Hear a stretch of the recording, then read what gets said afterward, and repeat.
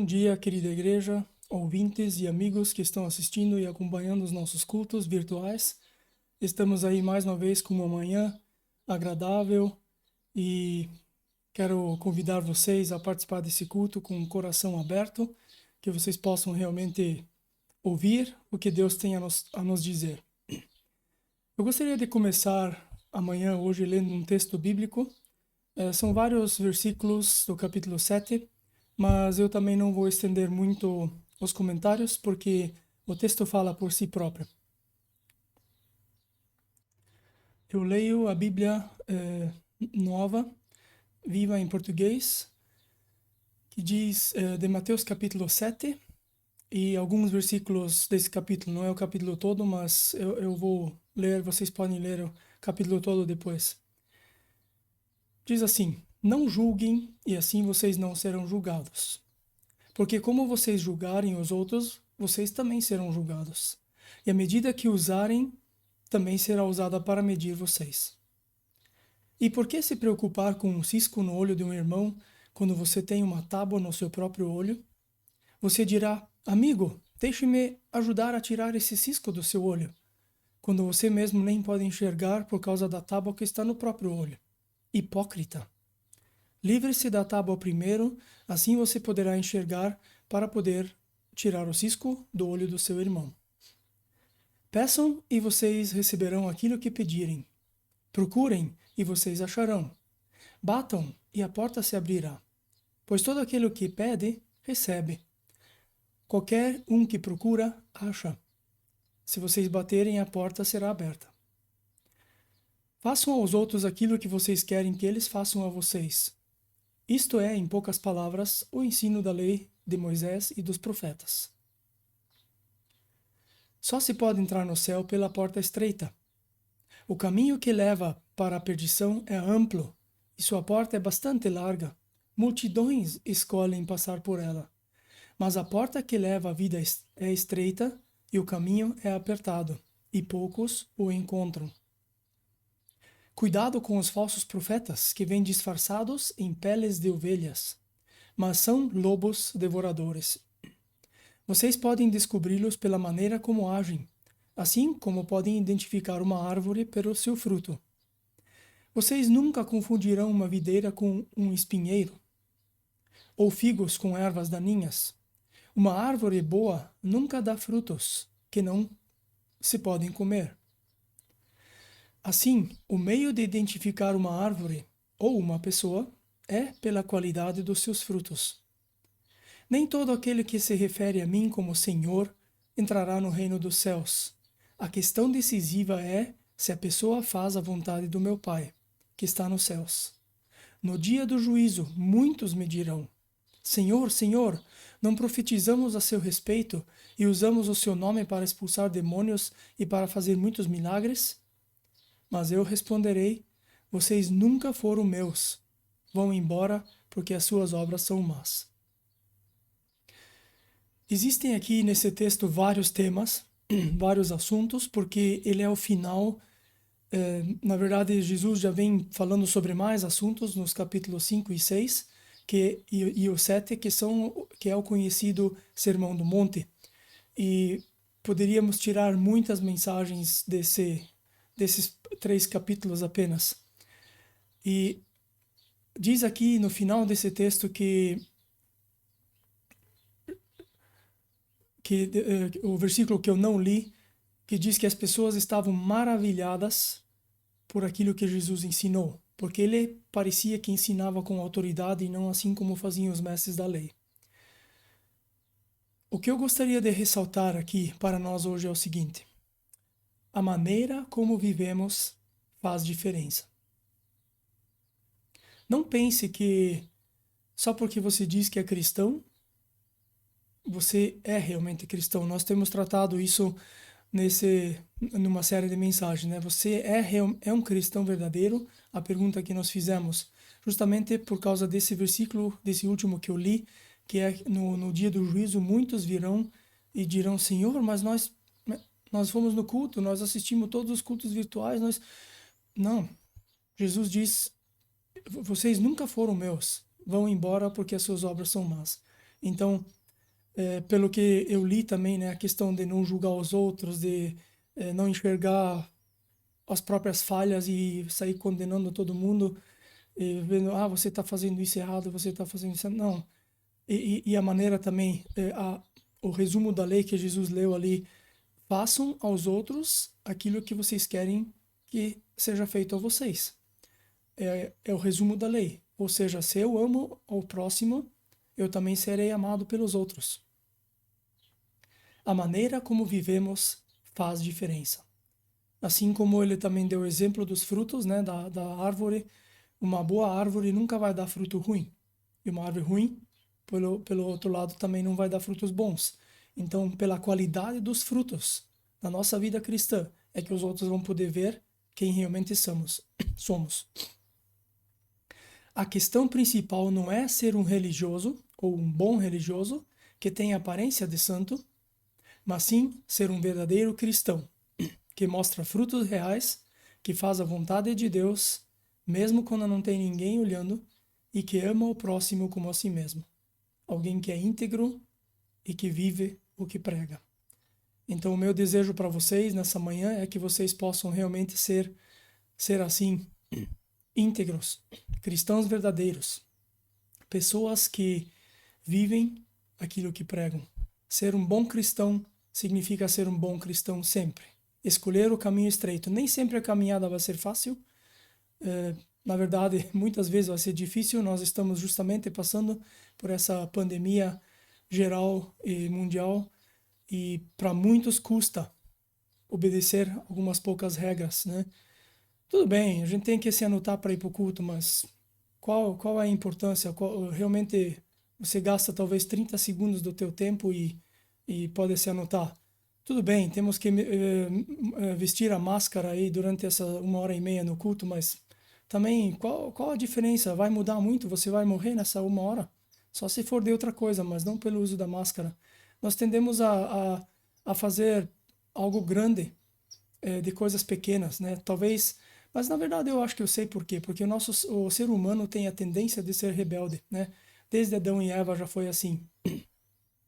Muitas vezes condenamos a Eva porque ela pegou o fruto, mas nós somos assim também. Por que às escondidas não fazemos aquilo que o governo nos pede?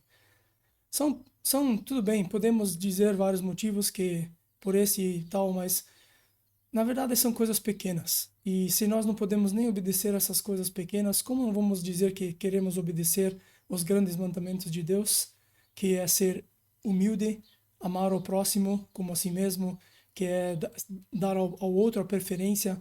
E, na verdade, o uso da máscara é justamente isso.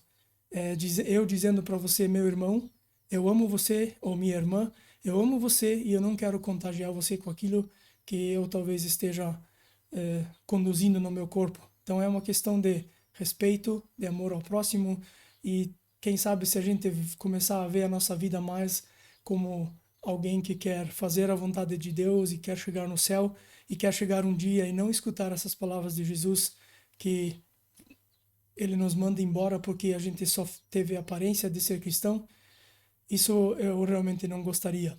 E o meu desejo para vocês e a minha mensagem para começar esse culto é isso: sejam cristãos verdadeiros, porque a maneira como vivemos, os frutos que nós mostramos, faz toda a diferença. Amém? Eu quero orar ainda com vocês. Obrigado, Senhor, por mais essa manhã, por mais essa oportunidade que nós temos de ler a Tua Palavra. E, Deus, como a Tua Palavra é rica, como ela é cheia de verdades, cheia de pérolas, cheia de instruções para a nossa vida. Obrigado porque temos ali instruções bem claras de como viver a nossa vida cristã, e mesmo que existam alguns temas que não são claros, nós sabemos por princípios gerais como devemos viver para te agradar.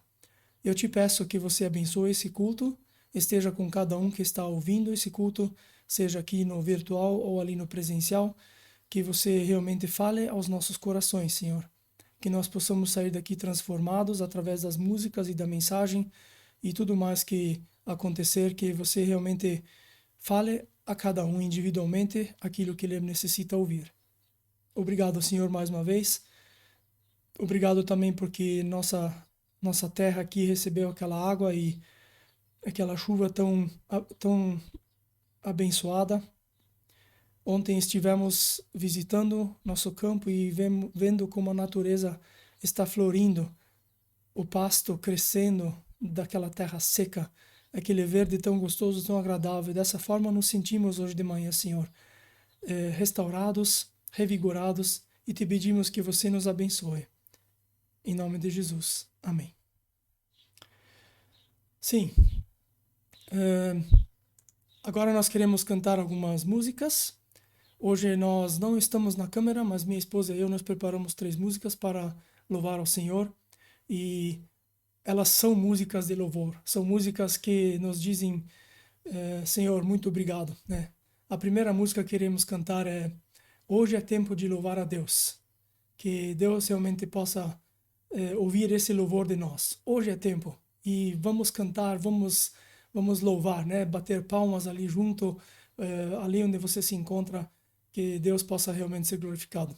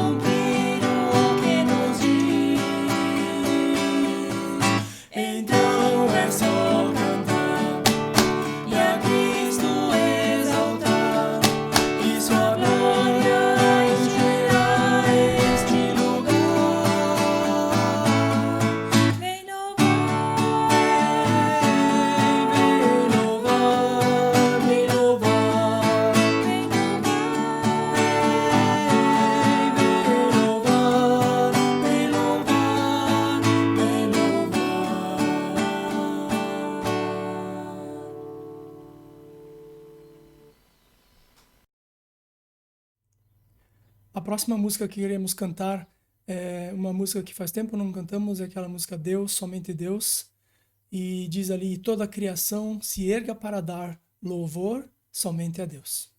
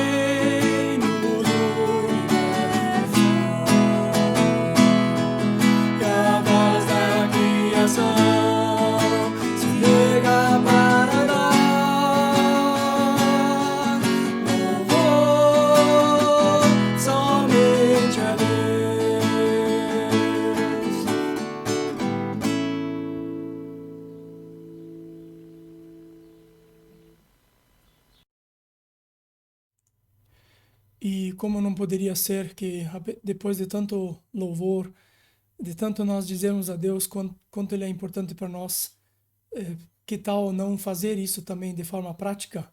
E a próxima música que nós queremos cantar fala realmente disso. Tudo entregarei, tudo deixarei por ti, Jesus Cristo. Ele fez tanto por nós. O que nós fazemos por Ele?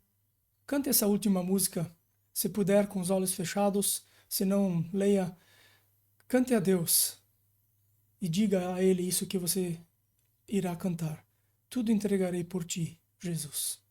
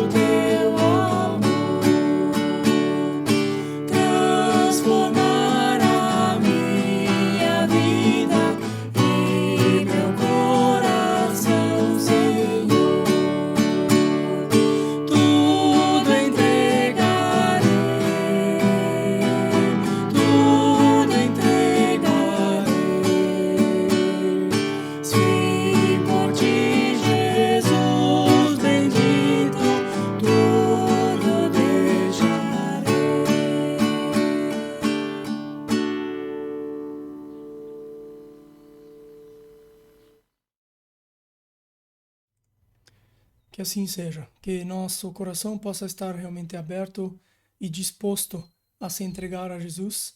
E agora eu gostaria de convidar o Gilmar, que nós faz tempo já não vimos, né? Ele mora aí na parte oriental do Paraguai e convidei ele para trazer uma mensagem, já que agora a coisa é virtual, então não importa onde ele está, e ele foi assim generoso e preparou uma mensagem para nós. Gilmar, que Deus te abençoe. Muito bom dia a todos, um forte abraço a todas as pessoas que participam aí na Igreja Nova Aliança. Muito obrigado pela oportunidade que me dão de poder compartilhar uma mensagem com vocês. E desejo também que, através dessa mensagem, você possa ser abençoado, possa ser alimentado e, no devido tempo também, dar o fruto correspondente. Muito bem, eu quero convidar você a abrir sua Bíblia no livro de 2 Pedro, capítulo 1, do verso 1 ao 12. 2 Pedro, capítulo 1, do verso 1 ao 12. Diz assim o texto: Eu, Simão Pedro, servo e apóstolo de Jesus Cristo, escrevo esta carta a vocês que, por causa da bondade do nosso Deus e Salvador Jesus Cristo, receberam uma fé tão preciosa como a nossa. Que a graça e a paz estejam com vocês e aumente cada vez mais, por meio do conhecimento que vocês têm de Deus e de Jesus, o nosso Senhor. O verso 3 sigue dizendo assim: O poder de Deus nos tem dado tudo o que precisamos para viver uma vida que agrada a Ele. por meio do conhecimento que temos daquele que nos chamou para tomar parte na sua própria glória e bondade. Desse modo, ele nos tem dado os maravilhosos e preciosos dons que prometeu. Ele fez isso para que, por meio desses dons, nós escapássemos da imoralidade que os maus desejos trouxeram a este mundo e pudéssemos tomar parte na sua natureza divina. Por isso mesmo, façam todo o possível para juntar à bondade a fé que vocês têm. À bondade, juntem o conhecimento, e ao conhecimento, o domínio próprio. Ao domínio próprio, juntem a perseverança, e à perseverança, a devoção a Deus. A essa devoção, juntem a amizade cristã, e à amizade cristã, juntem o amor. Pois são essas as qualidades que vocês precisam ter. Se vocês as tiverem e fizerem com que elas aumentem, serão cada vez mais ativos e produzirão muita coisa boa como resultado do conhecimento que vocês têm do nosso Senhor Jesus Cristo. Mas quem não tem essas coisas é como um cego ou como alguém que enxerga pouco e esqueceu que foi purificado dos seus pecados passados. Portanto, meus irmãos, procurem ficar cada vez mais firmes na certeza de que Deus os chamou e escolheu. Se vocês fizerem isso, jamais abandonarão a fé e assim receberão todo o direito de entrar no reino eterno do nosso Senhor e Salvador Jesus Cristo. Por isso, farei sempre com que vocês lembrem dessas coisas, embora já as conheçam e estejam firmes na verdade que recebemos. Então aqui o escritor de nome Pedro escreve uma carta aos seus leitores e nós podemos ver aqui que ele fala várias vezes ou menciona várias vezes a palavra conhecimento. Então já podemos ver que o texto se trata disso. Ele tem uma forte intenção, um desejo de que o seu leitor, tanto na época em que ele vivia e nós hoje, realmente cheguemos a conhecer cada vez mais a Deus. Agora na Bíblia, todos os temas que a Bíblia trata são importantes, segundo o meu entendimento. Mas existem alguns temas que são de caráter urgente. Por exemplo, usando o arrependimento como exemplo, se nós olhamos o Velho Testamento, tanto os profetas como os juízes e outros personagens sempre pregaram o arrependimento, ou seja, voltar a se reconciliar com Deus, deixar a vida errada e voltar a viver uma vida que Deus quer que a pessoa vive. Depois nós olhamos no Novo Testamento, Jesus, quando ele voltou da tentação no deserto, a primeira mensagem dele, quando ele iniciou o ministério, ele falou sobre o arrependimento. Devemos nos arrepender, porque o reino dos céus está perto. Esse é um dos temas que eu considero de caráter urgente. Por quê? Porque eu não posso programar o arrependimento. Eu não posso dizer daqui um mês eu me arrependo, ou 1º de janeiro eu me arrependo, já está chegando o fim do ano, então vamos esperar janeiro. Eu não posso programar o arrependimento. Por quê? Porque eu não sei quando Jesus vai me chamar, quando Deus vai me chamar para estar em sua presença. Pode ser que enquanto eu não me arrependa e tenha programado o meu arrependimento já seja tarde demais. Então, o arrependimento na Bíblia ele é um tema urgente, que à medida que eu conheço, escuto e entendo, eu já devo levar-lhe à prática. Aqui eu usei o tema do arrependimento como um exemplo, mas o texto aqui está falando sobre outra coisa, sobre como conhecer a Deus, sobre a necessidade de conhecer mais a Deus, sobre as promessas que receberão aquelas pessoas que conhecem, que procuram conhecer mais a Deus. Agora, por que eu considero esse tema de urgência? Tomando as próprias palavras do autor, do escritor, ele diz assim no verso 13 ao 15: penso que, enquanto eu viver, é justo que faça com que vocês lembrem dessas coisas. Pois sei que logo terei que deixar esse corpo mortal, como o Senhor Jesus Cristo me disse claramente. Portanto, farei tudo o que puder para que depois da minha morte vocês lembrem dessas coisas. Então, na minha interpretação, esse é um tema de urgência. Por quê? Vamos imaginar que nós sabemos quando vai ser nosso momento de partida. Eu sei quando vou partir com o Senhor. Então vou procurar de fazer as coisas mais importantes nesses últimos dias, últimas horas. Em realidade nós deveríamos viver assim, mas como seres humanos não fazemos isso, né? Então, sabendo a minha hora de partida, eu vou fazer as coisas mais importantes. Eu vou estar com as pessoas que eu mais amo. E no caso aqui do escritor, ele escreveu sobre o tema mais importante que ele considerava no momento. Por isso, eu considero esse tema de conhecer mais a Deus como um tema urgente. Eu não posso programar. E se eu chegar a programar, eu vou perder bênçãos. Enquanto eu não procuro conhecer a Deus, eu vou estar perdendo bênçãos. Por isso, eu considero esse tema que o autor apresenta aqui, ele menciona como 5 vezes, pelo menos, a palavra conhecimento no texto, é realmente um tema urgente. Agora, o verso-chave desse texto, nós encontramos no versículo 2, que diz assim: que a graça e a paz estejam com vocês e aumente cada vez mais, por meio do conhecimento que vocês têm de Deus e de Jesus, o nosso Senhor. Então aqui o autor está desejando para o seu leitor que a graça e a paz estejam com cada um de nós.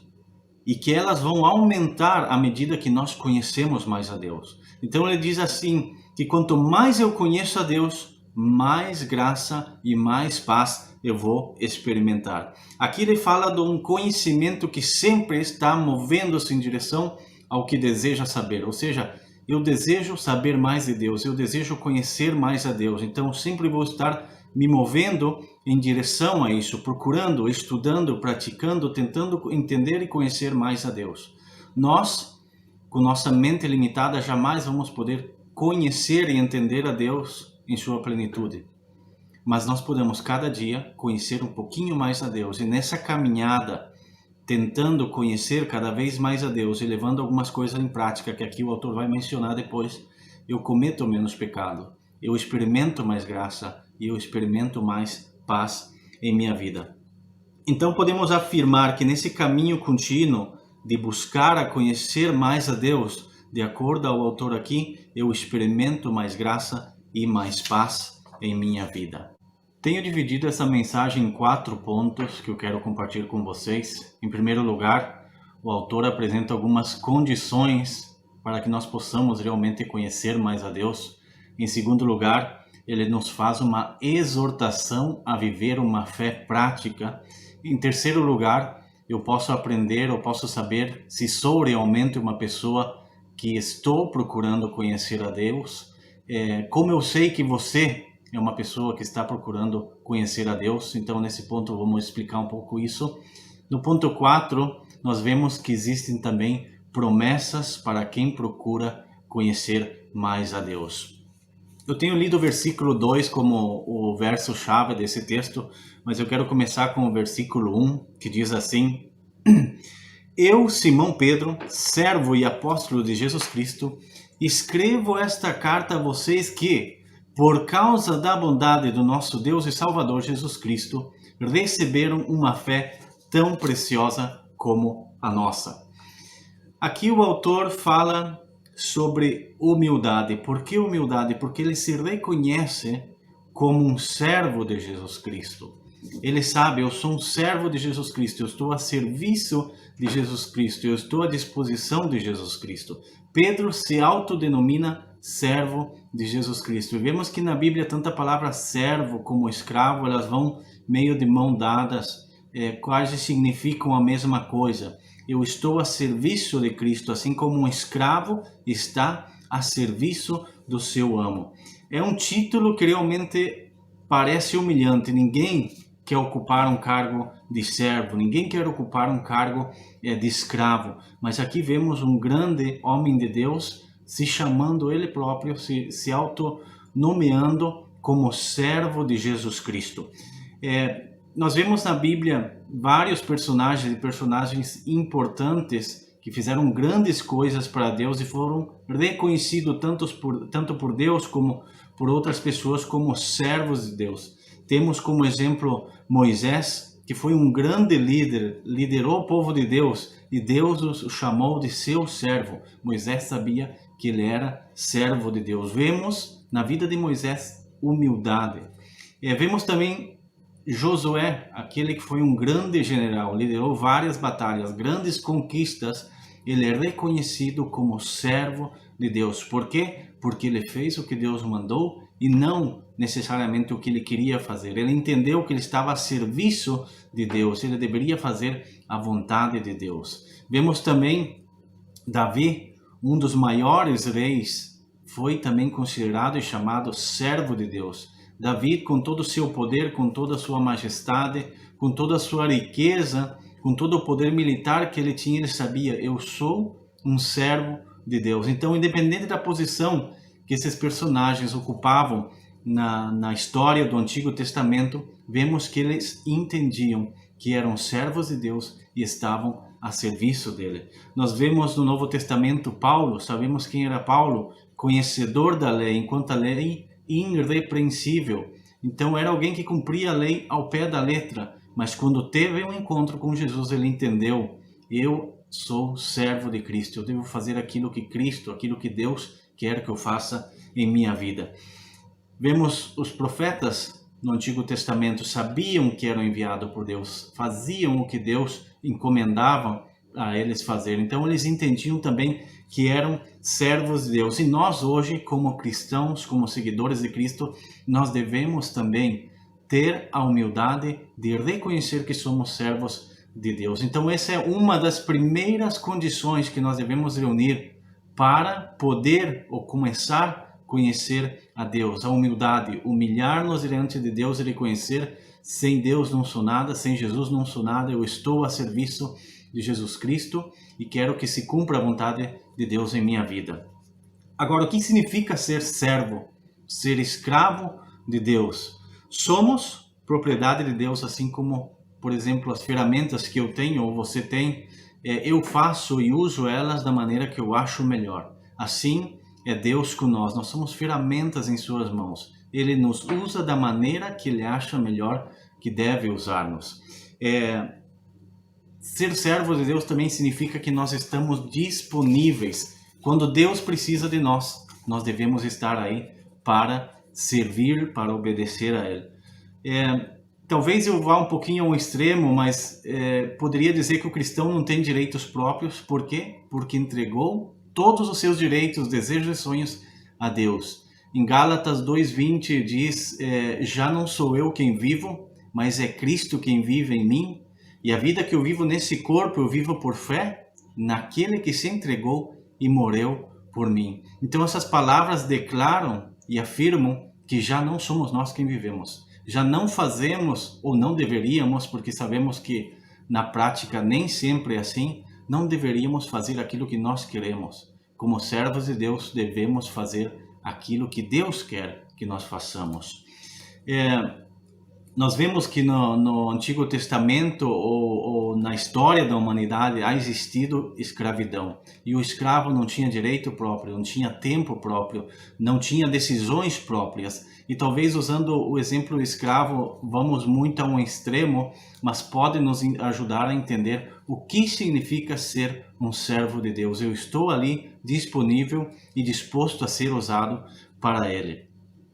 Nos nossos tempos, realmente e infelizmente, existem muitos apóstolos e poucos servos. Nós vemos esse movimento apostólico que vem crescendo, principalmente no Brasil.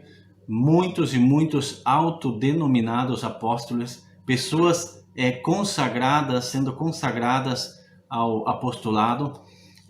Por quê? Porque dá status, dá poder, dá reconhecimento, dá fama. Agora, encontrar um ministério onde consagra, onde pessoas se autodenominam como servos, é muito difícil de encontrar. Tem um texto de Lucas 17:10 que diz assim: assim como também vós, depois de haverdes feito quanto vos foi ordenado, dizei: somos servos inúteis, porque fizemos apenas o que deveríamos fazer. Então eu e você, depois de haver servido a Deus, tanto por meio da pregação num culto, liderança do louvor, ministério com crianças, com mulheres, com homens, com jovens, adolescentes, seja um ministério que nós estiver servindo, não importa o que nós estivermos fazendo na igreja, depois que nós fizermos tudo isso, devemos entender, não fizemos nada além do que Deus pediu para que nós façamos. Então esse é um versículo que deve nos acompanhar toda a nossa vida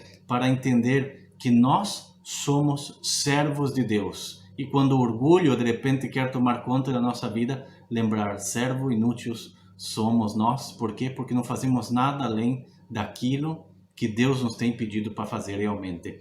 Então aqui a primeira condição para que nós possamos chegar a conhecer a Deus é a humildade, é ser humilde e reconhecer o lugar que nós corresponde e o lugar que corresponde a Deus. Um segundo ponto que também encontramos, uma segunda condição que encontramos nesse verso 1 é a fé. Ou seja, sem fé é impossível agradar a Deus. Diz assim, o verso 1, a segunda parte: por causa da bondade do nosso Deus e Salvador Jesus Cristo, receberam uma fé tão preciosa como a nossa. Aí o autor diz que nós recebemos uma fé. E aí eu me perguntei, será que eu nem de ter fé sou capaz? Se o escritor aqui diz que eu recebi essa fé, que eu não fui quem gerou essa fé, quem iniciou essa fé, será que nem capaz de ter fé eu sou? Então eu entendi que eu sou capaz de ter fé, mas não a fé verdadeira. Eu sou capaz de ter fé em mim, ter fé em você, ter fé em minhas capacidades, em certa situação, em certas pessoas, mas a fé verdadeira é Jesus quem faz nascer em nós. Diz em Hebreus 12:2, tendo os olhos fitos em Jesus, autor e consumador da nossa fé. Numa tradução mais simples diz assim, conservemos os nossos olhos fixos em Jesus, pois é por meio dele que nossa fé começa, e é ele quem a aperfeiçoa. Então é Cristo o autor e consumador da nossa fé. Então devemos com humildade reconhecer que nem fé, essa fé verdadeira, essa fé que salva, essa fé que perdoa pecados, nós podemos ter, senão que é Jesus que faz com que essa fé nasce dentro de nós. O autor também diz uma fé tão preciosa como a nossa. O pensamento dele aqui é o seguinte, que a fé que nós temos é a mesma que eles têm, no mesmo estado que eles têm, ou seja, a fé que eles receberam dos apóstolos, a fé que os apóstolos têm em Jesus Cristo. E o pensamento dele aqui também é uma fé na mesma condição, ou seja, eu acedo essa fé quando eu me arrependo dos meus pecados e quando eu creio e entrego minha vida em Jesus Cristo. Então nós vemos aqui como condições para poder conhecer mais a Deus é que precisamos nós ter humildade. É preciso ser humilde e reconhecer sou servo de Deus. E é preciso também ter fé em Deus, porque a palavra de Deus diz, sem fé é impossível agradar a Ele. Então, entendendo que eu devo ser humilde, que eu devo ter uma fé prática, vamos ver a exortação que o autor nos faz no versículo 3 ao 4, que diz assim, o poder de Deus nos tem dado tudo o que precisamos para viver uma vida que agrada a Ele, por meio do conhecimento que temos daquele que nos chamou para tomar parte na sua própria glória e bondade.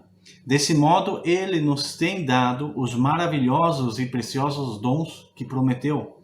Ele fez isso para que, por meio desses dons, nós escapássemos da imoralidade que os maus desejos trouxeram a este mundo e pudéssemos tomar parte na sua natureza divina. Então aqui o autor nos faz uma chamada de atenção enquanto a levar uma fé prática, uma vida devota a Deus. Por quê?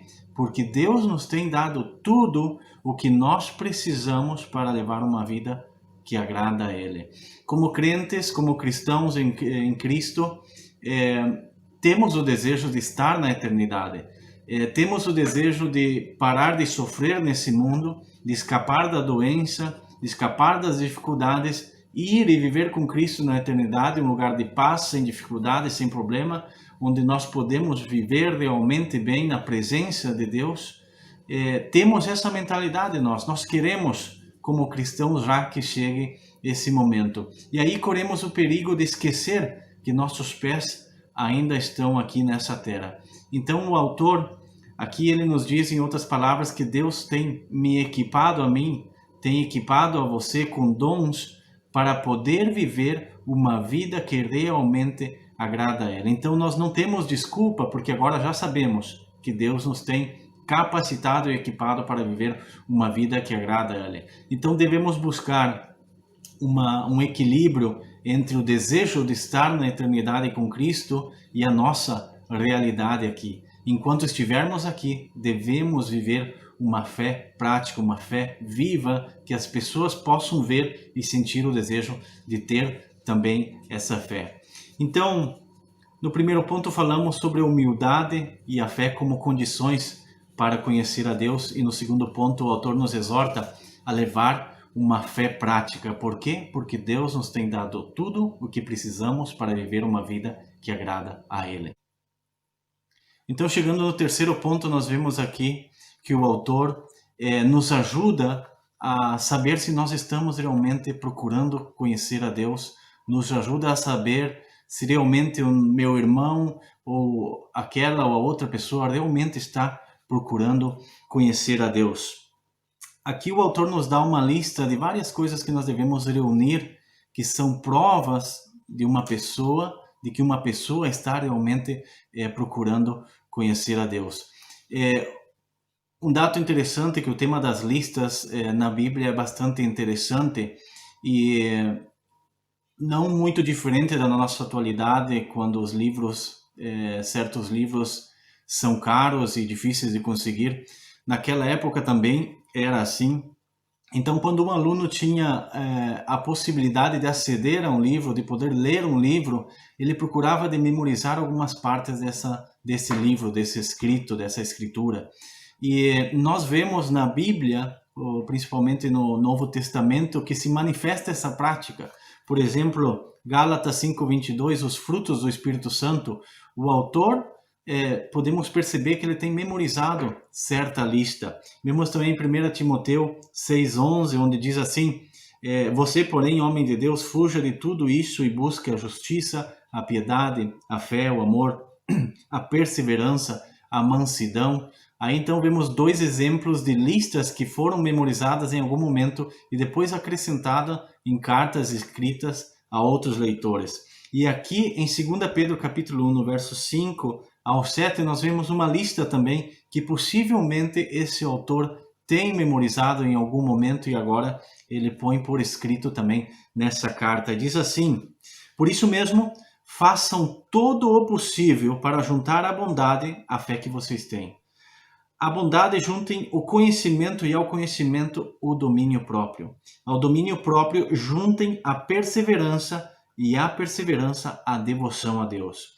A essa devoção a Deus juntem a amizade cristã e a amizade cristã juntem o amor. Então aqui o escritor, ele expressa ou comparte uma lista que descreve uma pessoa que está procurando conhecer a Deus. Então, se você quer saber se é uma pessoa que está procurando cada vez mais conhecer a Deus, te autoevalua através dessa lista. Será que eu estou fazendo essas coisas? Será que eu estou cumprindo com isso? Será que eu estou procurando conhecer a Deus? Será que essas são as provas visíveis em minha vida de que eu estou procurando conhecer a Deus? Aqui o autor ele fala de bondade, começa com fé, fala de bondade, de conhecimento, domínio próprio, perseverança, devoção, amizade cristã e fala sobre o amor também. Eu quero comentar rapidinho cada um desses pontos. Ele começa falando sobre a bondade, que também pode ser traduzida como coragem, porque nossa conduta diária ela deve ser uma demonstração de excelência moral. Por quê? Porque nosso mundo, o mundo em que nós vivemos, vai totalmente em contra dos princípios e valores que existem na Bíblia, que a Bíblia comparte, que ali nós encontramos. Nós devemos ser boas pessoas, devemos ser bondadosos, devemos expressar bondade, mas também devemos ser corajosos para enfrentar a imoralidade, os princípios e valores distorcionados que encontramos nesse mundo. Podemos ser pessoas boas e pessoas firmes naqueles valores que encontramos na Bíblia, onde Deus realmente tem expressado sua vontade para cada um de nós. Então, tanto bondade como coragem vão da mão dada, porque eu posso ser uma boa pessoa, mas eu posso ser uma pessoa firme nos princípios e valores que Deus tem compartilhado em sua palavra. Um segundo ponto que o autor comparte aqui, que descreve uma pessoa que está procurando a Deus, é alguém que quer conhecer cada vez mais. E ele diz que esse conhecimento é quando aumentamos a familiaridade com toda a verdade sobre Deus. Da mesma forma que nós levamos à prática o conhecimento que nós temos na profissão que você tem, que tem estudado, você tem conhecido e você leva à prática, assim nós também devemos, esse conhecimento que temos de Deus, esse pouco conhecimento que temos de Deus, devemos levar à prática. Depois o autor também fala sobre domínio próprio, um tema realmente que é tema para uma mensagem extra, domínio próprio, ou podemos chamar também de autocontrole, uma pessoa que se controla, ou seja, é a capacidade de assumir controle sobre si mesmo. Talvez temos escutado já em algum momento a frase, essa criança está com as rendas soltas, essa moça está com a renda solta, né? Domínio próprio também quer dizer que nós temos controle das nossas rendas. Nós podemos pensar com claridade e atuar com claridade, independentemente do que está acontecendo com nós ou o que está acontecendo ao nosso redor. Hoje em dia, já não chamam de domínio próprio, senão que chamam de inteligência emocional, ou seja, a capacidade de pensar com clareza e atuar da forma correta, sem importar o que está acontecendo comigo ou ao redor ou com outras pessoas. Então, apesar da situação, eu penso com clareza, penso de acordo a palavra de Deus, penso que meus pensamentos e minhas atitudes estão realmente fundamentadas em princípios e valores que encontramos na palavra de Deus. Então, eu tenho domínio próprio, eu tenho controle, eu tenho inteligência emocional. E o autor fala que uma pessoa que quer ou que está procurando conhecer a Deus, ela tem domínio próprio, ela tem autocontrole. Uma outra característica de uma pessoa que está procurando conhecer a Deus é a perseverança. Consiste em aceitar com coragem tudo que a vida nos pode fazer e transformar até mesmo o pior evento em outro passo à frente e para cima. Agora, quem é nosso maior exemplo de perseverança senão Jesus? Hebreus 12:2 diz assim: ele não deixou que a cruz fizesse com que ele desistisse. Pelo contrário, por causa da alegria que lhe foi prometida, ele não se importou com a humilhação de morrer na cruz e agora está sentado do lado direito do trono de Deus. Ou seja, Jesus é nosso maior exemplo de perseverança. Sem importar as dificuldades, os retrasos na vida ou atrasos, nós seguimos adiante, seguimos servindo, seguimos perseverantes. É fácil? Não, nem sempre é fácil. Existem muitas dificuldades, queremos desanimar, mas aqui o autor diz que uma pessoa que quer e que está procurando conhecer a Deus, ela persevera. Um outro ponto que o autor também comparte e que podemos ver na vida de uma pessoa que está procurando conhecer a Deus é a devoção. Também pode ser traduzido como piedade. É uma pessoa que ama e serve a Deus devidamente. Uma pessoa piedosa é uma pessoa que ama e serve ao próximo devidamente. Então, sem problema de servir, essa pessoa serve a Deus e serve ao próximo da maneira correta. O autor também fala sobre a amizade cristã como uma característica de alguém que está procurando conhecer a Deus. Talvez tenham escutado, e eu não sei se é o nome de uma igreja ou o nome de um grupo musical, fraternidade cristã. Também pode ser traduzido assim, amizade cristã ou fraternidade cristã. A parte da comunhão que nós possamos ter como irmãos em Cristo é também como quando a necessidade do irmão passa a fazer parte da minha lista de oração. É bom compartilhar com os irmãos, é bom desfrutar, é bom estar em sua companhia e passar tempo com eles, mas não deve limitar-se somente aí a fraternidade cristã, a amizade cristã, senão que a necessidade do irmão deve ser parte da minha lista de oração também. E como último ponto que descreve uma pessoa que está procurando conhecer a Deus, o autor fala sobre o amor. Vemos que no início falamos sobre a fé. Não no início dessa lista, mas no início do texto, ele fala sobre a fé. E aqui essa lista ele fecha com o amor. O cristão deve mostrar a todas as pessoas o amor que Deus demonstrou por ele. Nem sempre é fácil. Existem pessoas que nós não conseguimos amar, mas o amor ele não tem base só no sentimento, senão em decisão. Eu decido amar o meu irmão, independentemente do que ele tem feito, de como ele vive.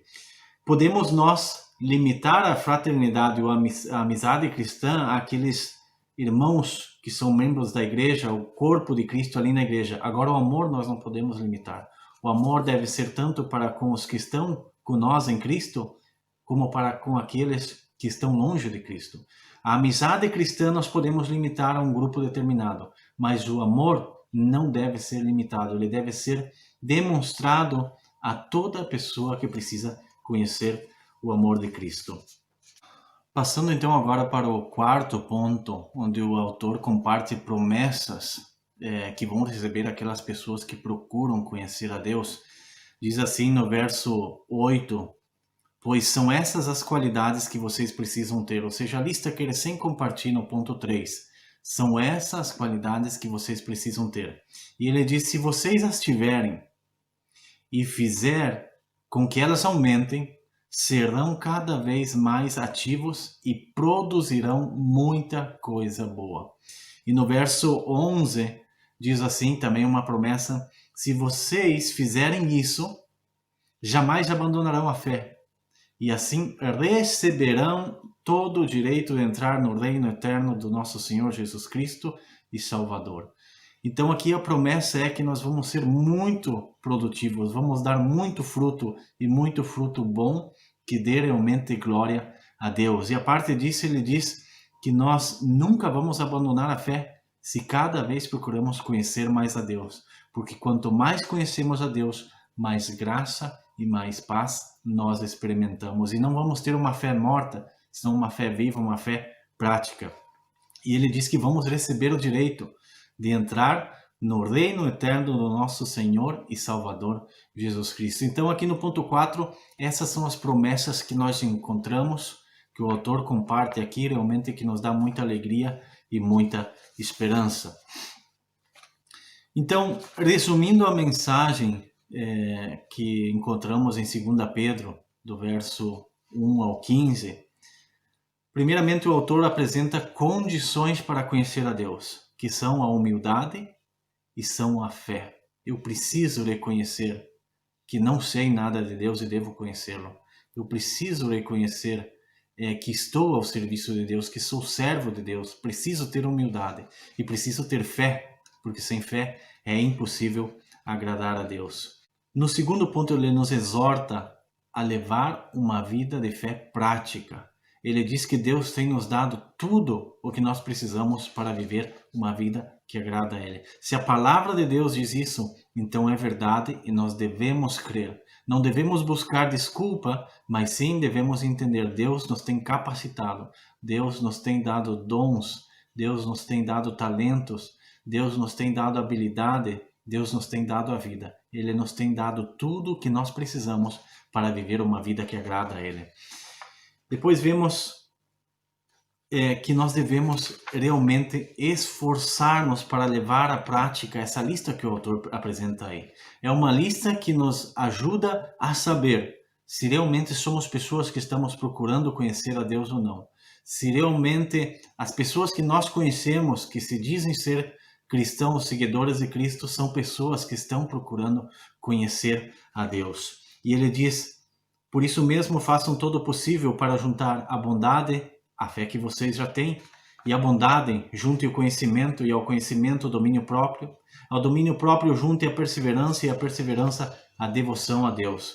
E a essa devoção juntem a amizade cristã, e a amizade cristã juntem o amor. Então ele fala, ou ele comparte aí, sobre uma lista de que nós devemos levar à prática se somos realmente pessoas que estamos procurando conhecer a Deus.